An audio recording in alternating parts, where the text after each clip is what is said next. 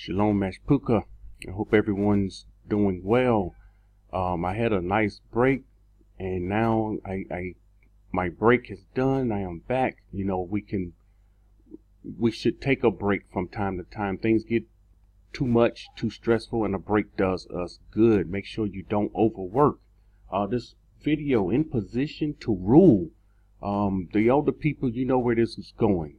In position to rule. The newer people, you may not understand what this title even means. Position. What position? You know, everybody is in a position. You may not know your position, but you're in position for something. There's a lot of things the new people have to understand. I have, since I've been on break, I've still been taking on some of the comments, but you have to rechange your thinking. Your thinking need to be rechanged like this. Let me give you an example. It says, then I saw a new heaven and a new earth. We know about the new heaven and the new earth, but what we was taught was, you know, the place where Yahuah is the heaven that's going to be renewed. No, that's not what the scripture says. It says a new heaven and a new earth. The heaven is connected with the earth. According to the book of Enoch, the heaven rests on the edges of the earth. The heaven and earth goes together. The atmosphere. This is what the scripture is saying. Why? Because man has polluted it. Where the Most High is, it's not polluted. So again, you must change your thinking. Let's jump right into this. Matthew 5:5. Barak are the meek, for they shall inherit the earth. The Christians told us when we was in Christianity and in these wicked churches, they told us that, you know, you die, you go to heaven. We get raptured up from earth to heaven. Let's get out of here. We're gone. But the scripture is saying the meek shall inherit the earth. This is the change of your thinking has to be of inheriting the earth and not going to the heaven. This is Enoch 6, 9, and 10. And this is where, you know, Yahushua was quoting Enoch. You know, this is why I'm going here to show you. When we was in Christianity, they didn't tell us all the different places where Yahushua was quoting Enoch, but he quoted so much from the book of Enoch. It says the elect shall possess light, happiness, and shalom, and they shall inherit the earth. So we're looking forward to inheriting the earth. And in order to inherit the earth, we must be in position, in the right position in order to inherit the earth. If you're not in the right position, you will not inherit the earth. It says, but you unrighteous, shall be accursed. And this is the case. Where will you be? Where will your position be? What is your position? Which side are you on? You on the righteous side or you on the wicked side? Everyone have to answer that for themselves. Proverbs 12:24. The hand of the diligent will rule, but the lazy man will be put to forced labor. Now, let me show you something here. Many of our people believe this, you know, do nothing doctrine. But that's not what the scripture's saying. The scripture say we have work to do. We have work to do. My break came, my break is gone. I have work to do. We work while it's daytime, because night is coming when no man will work. And when this happens, you will understand. That's when it will come to the people what is really going on. But up until that point, they will walk around in darkness. The Most High have to open your eyes and unstop your ears. This is another question I get. Why can't people see this truth? Because the Most High have not opened. He looked into their hearts and he saw what's in their heart. So he did not open their eyes and he did not unstop their ears. Therefore, they will never hear and see and understand this truth. Psalms 37:29. The righteous shall inherit the land and dwell in it forever. Get this. The righteous, this is the change of your mind you have to start doing now. The righteous inheriting the land and dwell in it forever. I thought we was going to heaven. Wait a minute. No, the righteous shall inherit the land and dwell in it forever. Yahushua will come and set up the kingdom here on earth, and we shall dwell in it forever. Psalms 37:22. For those barak by him shall inherit the earth, but those cursed by him shall be cut off. It's that simple. Those that he barak inherit the earth. Now you must trust in him and you must do what he say. You can't do nothing. To do nothing, you will end up being a curse and be cut off. There's work to do. Isaiah 14:2. Then people will take them and bring them to their place, and the house of Yashar'al shall possess them for servants and maids in the land of Yahuah. This is where this takes place. This rule happens in the land of Yahuah. They shall take them captives, whose captives they were, and rule over their possessions. So we're seeing rulership here. We're seeing a rule going on. But in order to rule, you must be in position to rule. Revelations 5:10. Okay, there's parts of Revelation I don't like. And here's one part that I disagree with. The first part, and have made us kings. No, there will be one king in this rule. Only one king. And in scripture, you're going to see this. And priests. Some of us will be priests. Louis will be priest again, as Ezekiel says, to our mighty one. And I wanted to focus on the second part. And we shall reign on earth. This reign, that's correct. This reign will take place on earth. Psalms 37:10-11. For yet, watch this, for yet a little while, and the wicked shall be no more. It's not long. The scripture is telling us it's just a little while longer, because they have reached their peak of wickedness, and the Most High is ready to cut them off. So he's saying, you watch this, just a little while, and this wicked will be no more. Indeed, you shall look carefully for his place, but it shall be no more. We will be saying, where is the wicked? Remember, the wicked used to rule over the earth. Remember, justice never came forward. Remember, the righteous always being killed and murdered, and the wicked being let free. Those that should be killed, they kept alive. Those that they should kill, you know the story. But the meek shall inherit the earth. The meek, those that listen to the Most High, the humble, those that understood, those that he opened their eyes and ears, and they listened and they did what he says, and shall delight themselves in the abundance of shalom.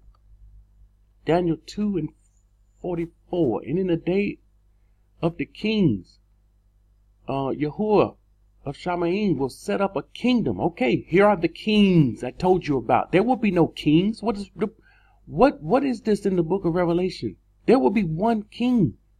It says those kings, he will set up a kingdom that shall never be destroyed. And the kingdom, one kingdom, shall not be left to other people.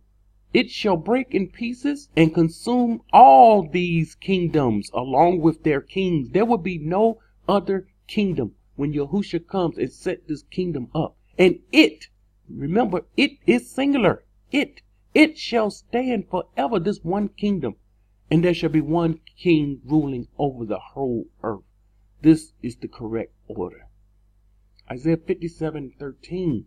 When you cry out, let your collection of idols deliver you. And this is something that, I brought this out before. People need to understand this, because they're going to be looking for the Most High to deliver them when they did absolutely nothing.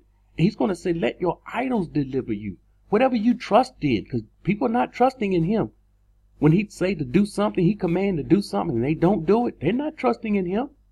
So he's saying, let your idols deliver you. But the wind will carry them all away, and breath will take them. Why? They was never in position to rule. What position? Where is this position? Once again, the people, the newer people won't understand. But you know what comes forth from the scriptures on this channel. The position is the birth canal. We're going to see it. But he who puts his trust in me shall possess the land and shall inherit my mountain. Jeremiah 32:20-22. Look at this. How many times do we read about Egypt in scripture? Are you tired of reading about Egypt in scripture?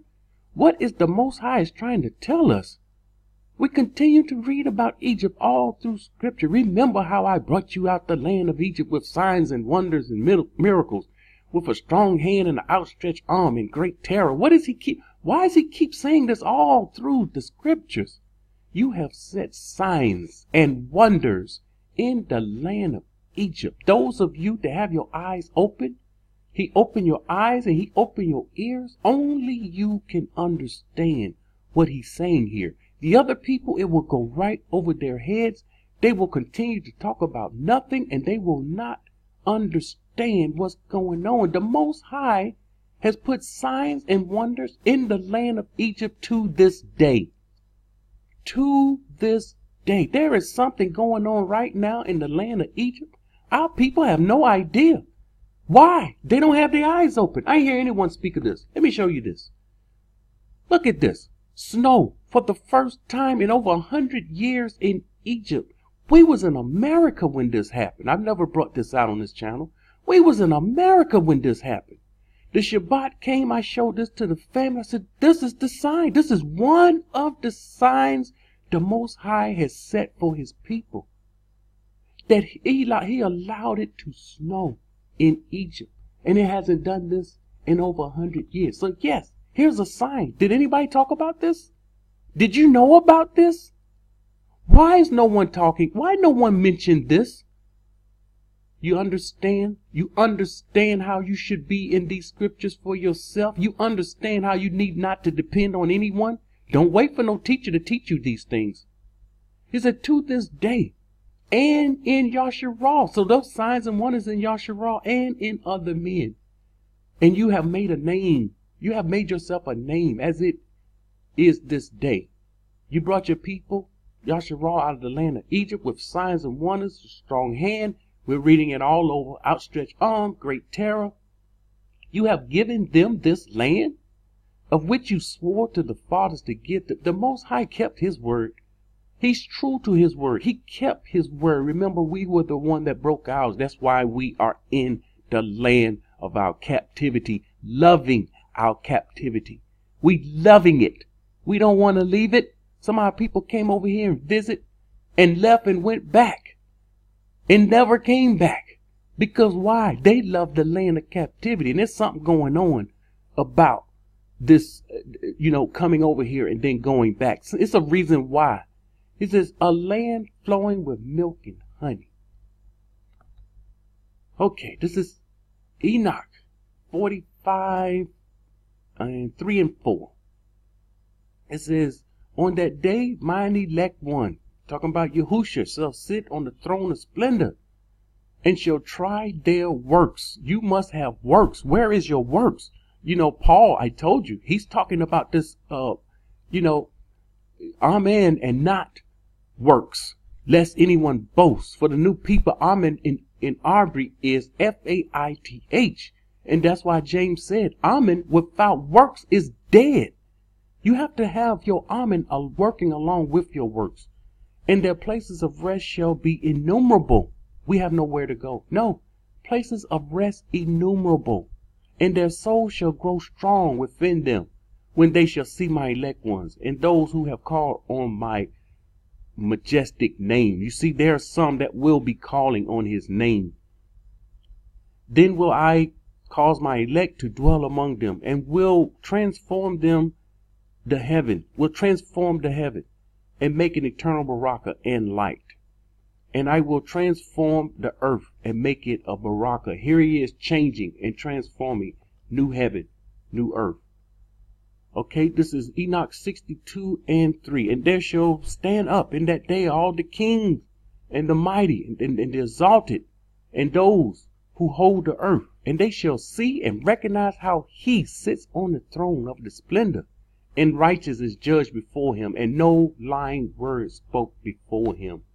Last scripture, Jeremiah 31, 16 and 17. Thus says Yahuah. This is what he's saying. Refrain your voice from weeping, and your eyes from tears. He said, don't cry. Watch this. For your work shall be rewarded. Again, where is your work? Your work shall be rewarded. And they shall come back from the enemy's land. There is hope in your future, says Yahuah, that your children shall come back to their own borders. When you come back to your own border, that's when you are in position to rule. And if you are not within these borders, you will not be in position to rule, and you may miss this kingdom rule. Shalom.